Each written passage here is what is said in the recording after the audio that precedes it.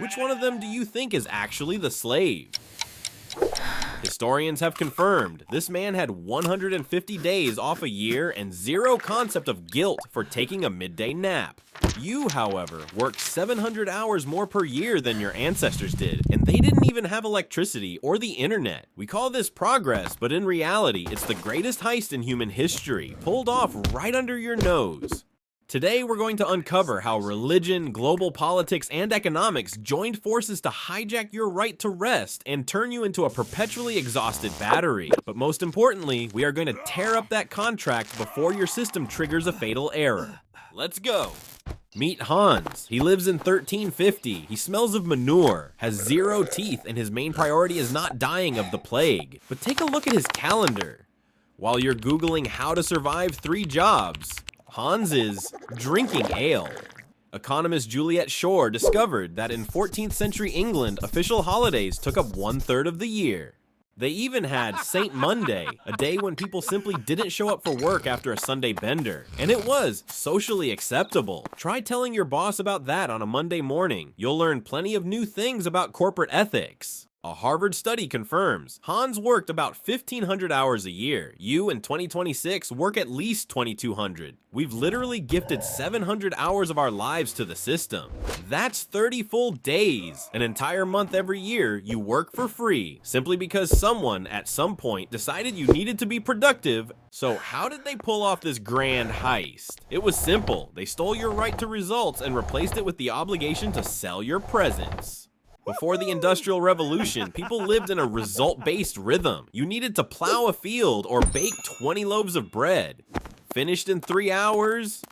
Legend. The rest of the day belongs to you. But 19th century factory owners caught on fast. A free human makes a poor battery.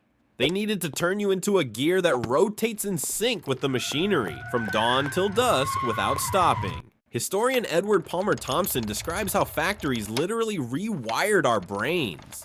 They began mounting giant bells and clock faces, transforming your life's time into a commodity that could be bought and sold in bulk. We stopped doing the work and started selling our hours. From that moment on, your success was measured not by what you created, but by how much time you spent at your workstation. We even bought the handcuffs ourselves, and we called them the Apple Watch. Think this is just ancient history? In 2026, neurobiologists from Stanford University proved the damaging effects of this rhythm. When you are constantly tracking time, your prefrontal cortex shifts into a state of perpetual scarcity. This state shuts down creative thinking and forces the brain into survival mode.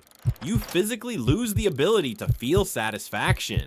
But don't worry, this can be diagnosed and fixed. Modern psychologists suggest a simple experiment so you can see your addiction for yourself. Let's call it the 0 clock experiment. Pick one evening this week and completely remove all sources of time. Tape over the clock on the microwave, hide your phone, and turn off your computer. Try to live for just 1 hour in the rhythm of Hans. You'll be surprised at how quickly your brain starts to panic, begging you to check how many minutes are left. That is the voice of your internal system, terrified of losing control. But wait! The most interesting part isn't that our time was stolen. The real heist is why we feel ashamed of every free minute. Why do you feel like a loser if you just stare at a wall? Get ready to meet the most expensive accessory of the 21st century, your exhaustion. While you're heroically suffering at the office, the antidepressant market has grown 400% over the last 30 years. In the US, every 10th adult is on antidepressants right now. But wait, we're living better, richer, more advanced than ever. So where is all this depression coming from? What if it's not depression? What if the pill isn't the cure? It's routine maintenance on a broken system. So you show up to the office tomorrow, on time. You've probably had this happen. You lie down to sleep and suddenly remember all your unfinished tasks. That's not anxiety, that's the Zeigarnik Effect. Your brain doesn't close unfinished tasks. It keeps them open, running in the background, always. Count how many open tabs you have in your head right now. An unfinished report, a book you haven't read, an idea you'll definitely write down tomorrow. Every single one of those tabs is draining your energy right now. Researchers Campo and Baumeister proved it. Unfinished goals literally steal your attention and working memory, even when you're resting.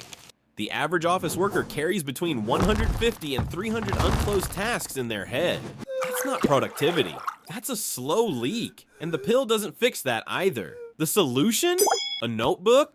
Seriously, write it down. Your brain will shut up, guaranteed. Science approved. Okay, good job. You wrote everything down in your notebook. Your brain finally exhaled, you climbed into bed, and you're almost dreaming. And then, ding! One tiny push notification. Harmless as a kitten. You think, I'll just check who liked my post. Bam! 40 minutes later, you're sitting there, mouth wide open, watching a review of the top 10 quietest toasters in the world. Why? You have no idea. But don't be too hard on yourself. You didn't break, you were broken.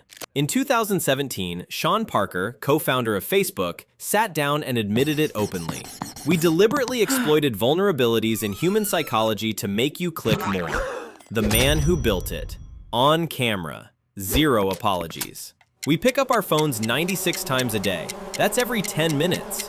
We check the feed while eating, while walking, and yes, while sitting on the throne, where you're supposed to be philosophizing, not watching TikTok dances. Here's the thing. TikTok, Instagram, and others are not selling you content. They are selling you to advertisers. Your attention is currency, and you're giving it away for free.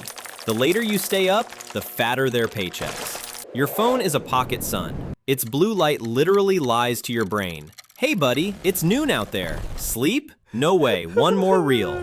You think you're just relaxing. You're actually on a second shift, working for Silicon Valley for free, in your pajama pants. Hans in the 14th century fell asleep when the sun went down. You have the sun in your pocket, so your shift never ends.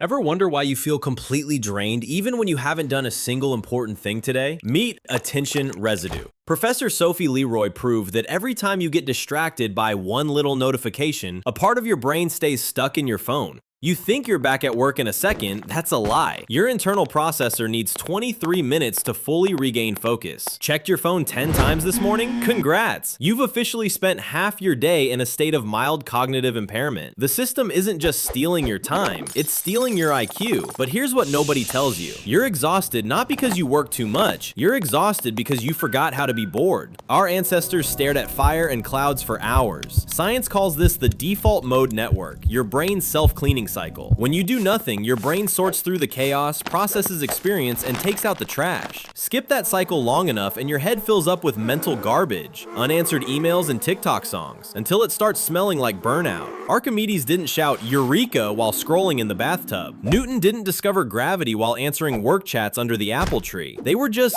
doing nothing. Silence isn't a waste of time. It's where your best ideas hide. So what's your move? No, you don't need to delete everything and move to the woods. Try the other room rule. A study at the University of Texas found that the mere presence of your phone in the room, even face down, even switched off, reduces your cognitive capacity because your brain is burning energy just to ignore it.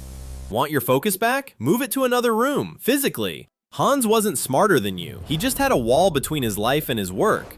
Build that wall. Because in a world where billion-dollar corporations are fighting for every second of your attention, the greatest act of rebellion is simply belonging to yourself. Over and out. Go live.